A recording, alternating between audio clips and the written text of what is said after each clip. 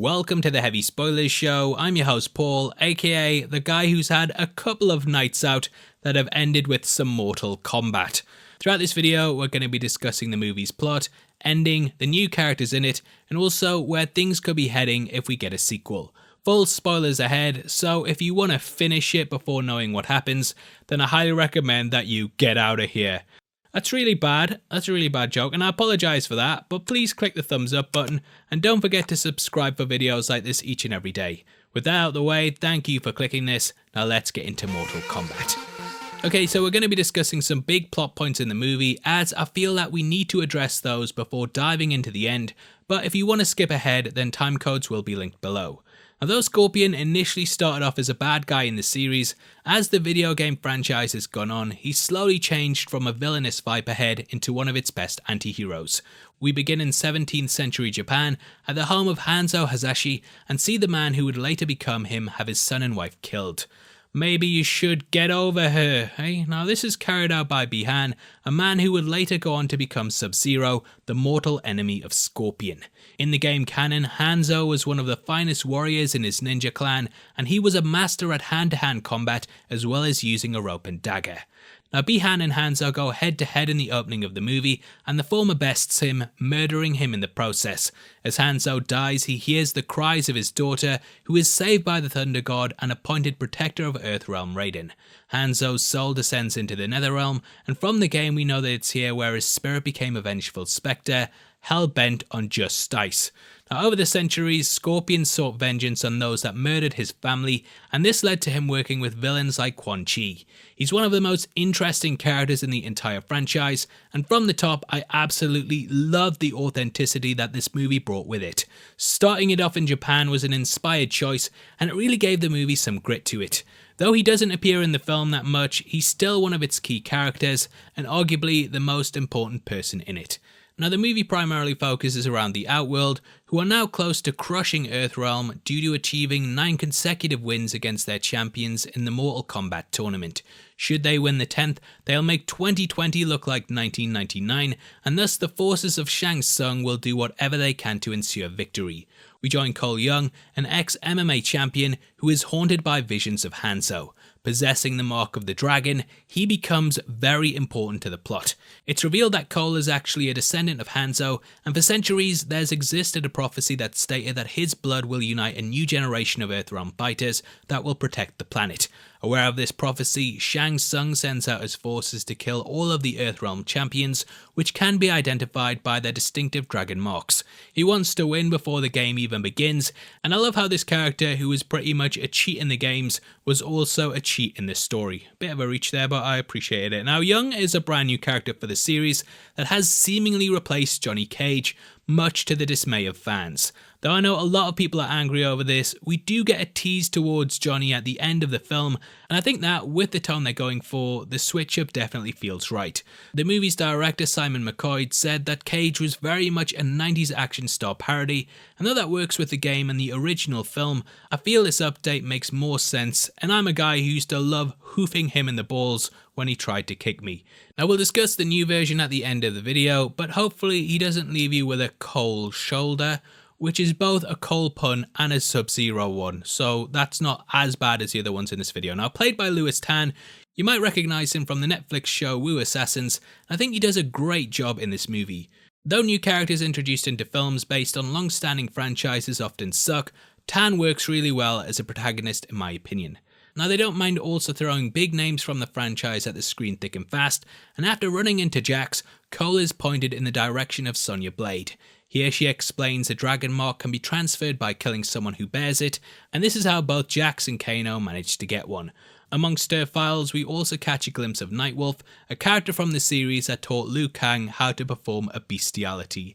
Not like that, you filthy animal. Now, Reptile attacks her base, and after Kano kills the beast by getting it toasty, the group journey across the sky and desert to Raiden's temple. Along the way, we meet the other protectors in Liu Kang and Kung Lao, who, hats off, looks completely awesome. Here they're protected from Shang Tsung's forces by a powerful barrier, and the group train to unlock their signature moves, which are called Arcanas. After Cole is unable to master his, Raiden informs him of his ancestors and sends him home, more disappointing than I was when the movie didn't start with the Mortal Kombat theme tune. They do bring it in at the end though. Now at this point, Shang Tsung pulls together his best assassins in Mileena, Nitara, Kabal, Raiko, and Prince Goro. Kabal, an ex-associate of Kano, was betrayed by the character and left in what he refers to as a walking iron lung. The Machine Man knows that Kano's got more faces than Shang Tsung, and thus he offers him a deal to bring down the barrier so that they can attack. Kano betrays them, and Goro storms Cole's home. Against him, Cole manifests his Arcana, which is a powerful suit of armour and weapons that absorb energy.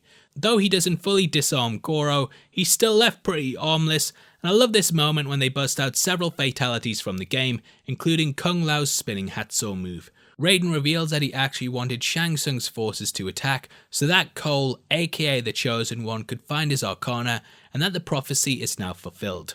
Sadly, before he can pull off a hat-trick, Kung Lao is killed, and in the void between realms, the forces regroup. After getting Hanzo's God and well as Blade from Raiden, Cole realizes that they have to enforce the rules in order to beat the bad guys, and in one-on-one arenas that feel like they were ripped straight out of the game, shit goes down. It's on! The fight scenes are absolutely amazing, and they really managed to recapture the look and feel of the fatalities for these moments. There were several I recognised from when my little sister when I won the arcade tournament, and I love how they kept the film as close to the game as they could. It really shines in these battles, making it arguably one of the best video game movies of all time. Wasn't that hard though, but after Sonya kills Kano and gets his dragon mark, the rest of the fighters are taken down, which leaves just Sub-Zero left. He captures Cole's family after surprising them, and that's just the tip of the iceberg as they become isolated in a frozen prison. Still got it. Now though he loses what I'd consider round 1 if it was in the game, Cole uses Hanzo's blade on the villain, which summons his spirit from the Netherrealm. I'm sure they redubbed the Get Over Here from the original trailer, and it is possible that series creator Ed Boon provided it, as it sounds way closer to how it is in the game. Working together, Scorpion and Cole manage to kick some ice, and they beat Sub-Zero in the latter's old MMA arena. Scorpion unleashes his fire breath in what is one of the character's signature moves. This transforms half of his face into the skull that is synonymous with the character, and though it heals, I appreciated this little nod to the source material. He returns to the underworld having avenged his family, and he entrusts Cole to look after the bloodline. Now similar to the game, Shang Tsung loses the tournament, and though his champions have been defeated, he hatches a new plan to return with the armies of Outworld. Raiden knows that other enemies are coming, and he says that they must assemble some new champions, the first of those being a Hollywood actor known as Johnny Cage. Now obviously Cage is a big name in the series, and I was very surprised that he wasn't in this entry. Cage was a struggling action movie star that entered the tournament to revitalise his career, and in doing so he would prove his abilities to skeptical fans that didn't believe he was the one behind the stunts. Cage is very materialistic when we first meet him, but over the years in games he did lose much of this persona and became someone who was completely dedicated to defending Earth. Now going off the storyline of the original, it's likely that we will encounter Emperor Shao Kahn at some point in the sequel. In the second game, Shao Kahn was furious that Shang Tsung failed, and thus he decided to lure the Earthrealm warriors to Outworld. The stakes were changed, and if Earthrealm won, they would be left alone. However, if they lost, then Outworld would be able to regain the prior 9 wins, count the new one as 10, and invade the planet with nothing to stop them. Though the outlook was bad, Liu Kang managed to best Khan in combat, with a K, and I can see this being the main storyline that they tackle in the sequel. In the 2011 reboot, though we followed the bare bones of the original plotline, there are certain elements injected into it such as visions of the future that showed a timeline in which all was lost. Now because of his inclusion in the film and the fact that Mileena is a clone of his daughter Katana, I can see Khan being the next big bad. There was also another character who was set to be part of the film, but Simon McQuoid ended up cutting him out. Now that was Rain. In case you don't know, Rain is very much the water version of Raiden, and throughout the series we've discovered that he's a demigod. Upon learning this in his personal ending, the character decided to build up an army to conquer all the realms. It's interesting that he was originally in the film, as this is of course very similar to what Shang Tsung wanted to do at the end. Potentially, Rain could end up getting a big role in the next movie, and if he was cut from this one, then I can imagine that he might be in the roster come next time. Now, as for my thoughts on the film, I have to say I really enjoyed it. After seeing the first trailer, I was a bit meh on the designs and new character focus, but I think the film works really, really well. I also absolutely love Kano. Hilarious. Now, though we don't get big backstories for the characters, and the plot is pretty predictable, what we're here for is, of course, the over-the-top gore and martial arts. It doesn't disappoint in that department at all, and there were so many scenes I was sat open-mouthed thinking, I can't believe they've actually managed to bring this to the big screen. Now, Mortal Kombat was great, and I really enjoyed it. It's definitely one of the best video game movies ever made, and it's a strong step forward for setting up a franchise of films based around different characters and tournaments. Mortal Kombat was great, and it gets a 7 out of 10. Now, obviously, I'd love to hear your thoughts on the movie, so make sure you comment below and let me know. As a thank you for interacting with the video, you'll be entered into a prize draw on the 30th of April, in which we're giving away 3 copies of Zack Snyder's Justice League in 4K.